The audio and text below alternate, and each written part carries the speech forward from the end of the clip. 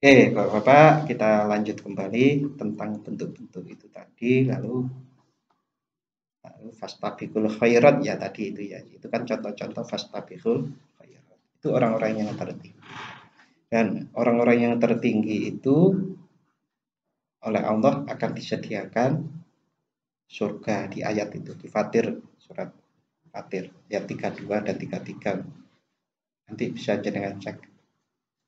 Nah, di situ akan disediakan surga-surga itu dan macam-macam, tidurnya lelayan di surga lah diceritakan. Itu cobaan. Allah kan akan memberikan surga itu. Itu cobaan juga. Orang sampai surga terus kita itu bilang begini, wah aku wis layak di surga ya. Nah, saat seperti itu maka kita akan menghubungkan antara amal ibadah kita dengan kata aku kudu oleh surga. Apalagi nek mung langsung kudu saya harus dapat surga. Ini berbahaya. Berbahayanya niku ngeten iki. Gak sopan. Kok gak sopan? Niku mirip jenengan Allah ini ku maha tahu, maha bijak. Jenengan tagih-tagih niku patut mboten? Lebih tahu mana Allah terhadap diri kita daripada diri kita sendiri. Tentu Allah lebih tahu kita ta. Patut mboten terus ya Allah niki kula kudu oleh surga. Dengan lupa mosok wonten wong ngoten niku. Enggak. Itulah yang disebut orang yang mengatakan dirinya saya adalah orang baik. Di dalam bahasa Al-Qur'an disebut wala tuzakku anfusakum. Iku enten ayate surate kula lali.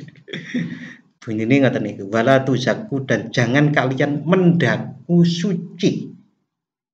Oh aku suci. Bahaya. Karena dilarang oleh Allah. Karena saat seseorang merasa suci, itu dia sejatinya terjerembab dalam kehinaan. Karena apa? Masya lali sih. Tadi itu sholatnya untuk apa? Untuk bersyukur. Kalau wong bersyukur, niku gagah, matur nuwun, gagah mboten, Pak. Pertanyaan saya. Matur nuwun nggih, gagah mboten? Mboten. Wong syukur kok gagah. Matur nuwun nggih Mas Pur. Napa gagah? Kula jenengan sudah nolong saya. Ya Allah semua ini karuniamu. Terima kasih. Masuk kali gagah. Maka saat sholat itu adalah ekspresi rasa syukur. Sholatnya kok terus kemudian memunculkan, aku wis suci. Gagah toh? Salah. Salah. Sholat itu akan memunculkan orang yang merasa tawadhu, merasa banyak kekurangannya, bukan banyak kelebihannya, malah salah nih orang sholat muncul kelebihannya. Karena apa? Apa yang seperti tadi, sholat itu karena adalah ekspresi apa yang ada di dalam dada Al-Quran itu. Pasti dia akan merasa lebih banyak yang dia tidak paham. Al-Quran itu luar biasa. Allah di akhir surat yang laukan al-bahru midada, kalau lautan aku jadikan tinta, pohon-pohon aku jadikan tinta, lalu kemudian buat nulis ilmu Allah, enggak cukup kan? Maka ke situ Pak, diantaranya hubungannya. Wong sholatnya tadi sudah ada rasa syukur karena ilmu, maka dia akan sholatnya benar, diekspresikan ke sholatnya benar, maka dia akan semakin haus terhadap ilmu itu. Karena semakin haus dia tidak bisa merasa sombong dengan ilmu. Begitu juga saat dia itu mencintai Allah, dia tidak bisa sombong dengan cinta kepada Allah. Dia semakin ya Allah panjenengan terima mboten cintaku. Ya, maka kekhawatiran orang-orang seperti itu yang fastabiqul, yang bisa bikul khairat atau fastabiqul khairat, orang yang tertinggi dari 3 golongan itu, maka orang-orang itu yang diminta nih, ya Allah tetapkanlah iman kami. Kula muga-muga mati husnul khotimah ngoten niku. Jarang sekali, ya Allah 1 miliar, ya Allah 2 miliar itu jarang pun. Karena pun boten dadi pandangannya lagi. Itu lebih penting ngoten. Itu yang disebut bahwa orang yakin akan datangnya akhirat. Di awal surat Al-Baqarah, orang yang bertakwa itu adalah kemarin kita baca nih, Alif Lam Mim. Dzalikal kitabu la raiba fihi hudal lil muttaqin. Hudal lil muttaqin. Al-Qur'an itu adalah petunjuk bagi orang yang bertakwa. Alladzina yu'minuna bil ghaibi wa yuqimuna sholata wa mimma razaqnahum yunfiqun. Walladzina yu'minuna bima unzila ilaika wa ma unzila min qablik wa bil akhirati hum yuqinun. Wa bil akhirati hum yuqinun, dengan akhirat itu yakin. Yakin niku Pak. Saya niku yakin. Saat yakin itu maka sesuatu itu seperti ada di depan kita. Saya yakin. Nah, saat yakin itu kita itu di pikiran kita, di hati kita itu ada di depan kita. Nah, kalau betul-betul yakin seperti itu, maka jadilah orang itu dikit-dikit orientasinya adalah selamat enggak dengan akhirat itu. Bahasanya akan bahasa yang lebih kita kenal. Iki halal ora ya? Iki haram ora? Gitu. Tapi itu berangkat dari keyakinan tadi. Berbeda dengan iki halal apa haram, tapi ya seperti hamdalah tadi loh Pak. Ampang dan tidak tadi itu. Tenanan dan tidak. Seperti itu. Nah, salah satu orang yang cinta, yang diinginkan oleh pecinta niku napa Pak?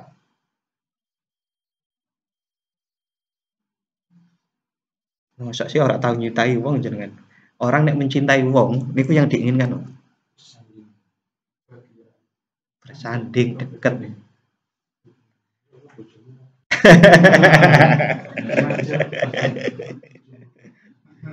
Yeah. Yeah. Sama, kalau orang niku merasa wong iku apik tenang, mestinya pingin deket ta, Pak. Itulah yang disebut dengan bahasa taqarrub ilallah, mendekat kepada Allah. Oh, cinta ya, mendekat. Itu yang diharapkannya. Maka dia dengan cinta itu dia selalu mendekat. Syekh Abdus Salam yang mengarang kitab Syajaratul Ma'arif, niku di salah satu halaman itu menyebutkan seperti ini. Halaman pinter benar. Kalau engkau ingin melihat kedekatanmu dengan Allah, kan tadi pun syukur pun cinta niku kan mencoba mendekat.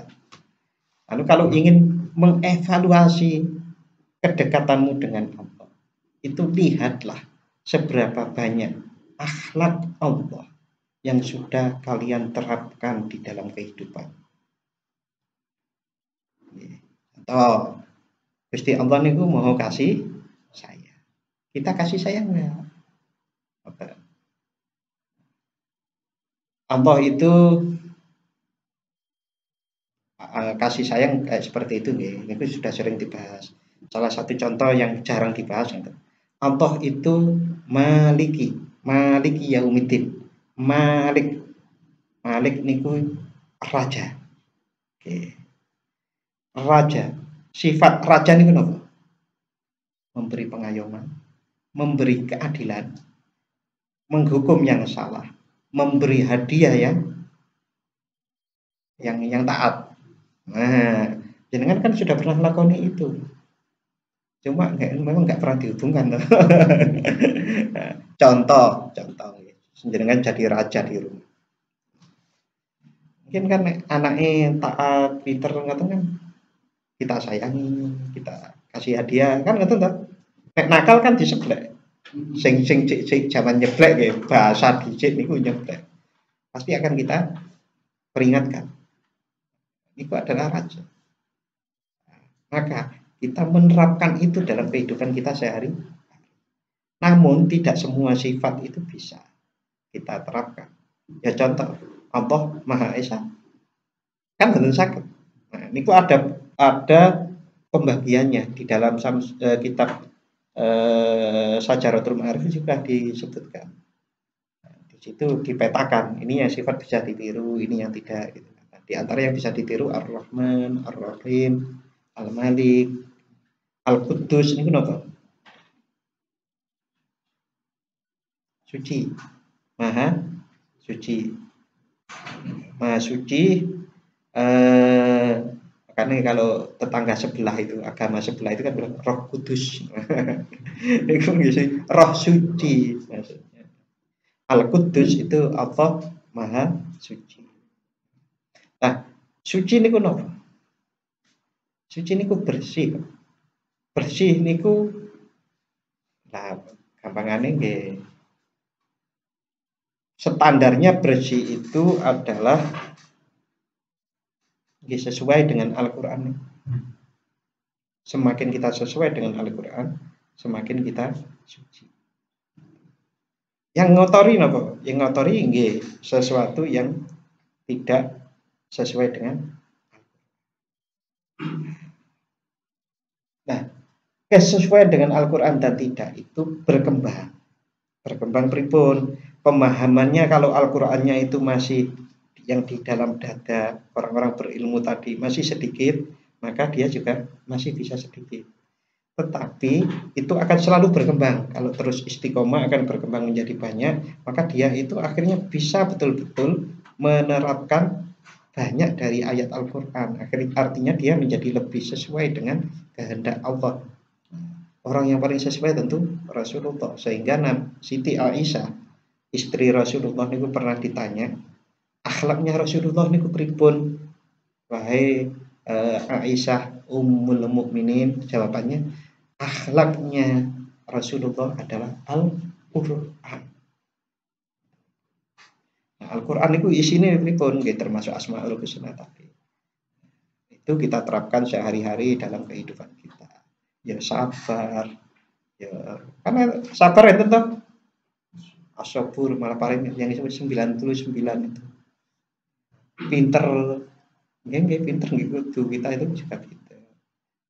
Sabar sampun, pengasih, penyayang gitu. Oke.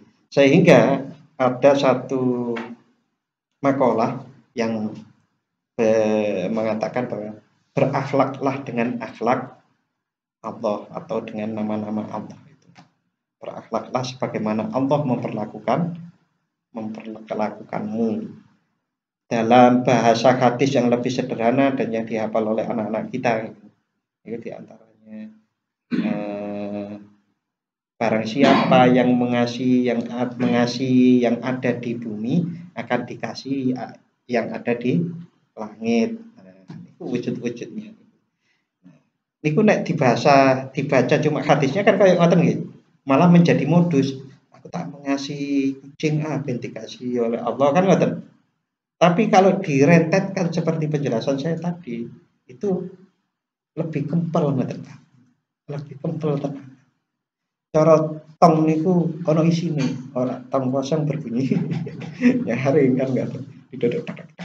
Cara padi itu padi berisi bukan padi mukmin yang berisi, muslim yang berisi, jiwa, raga, dan keseluruhan itu muslim tunduk kepada Allah, mukmin yakin kepada Allah. Saat ini giliran panjenengan komentar, kita diskusikan, atau ada yang Pak ada kurangnya di sini, mungkin seperti ini, monggo.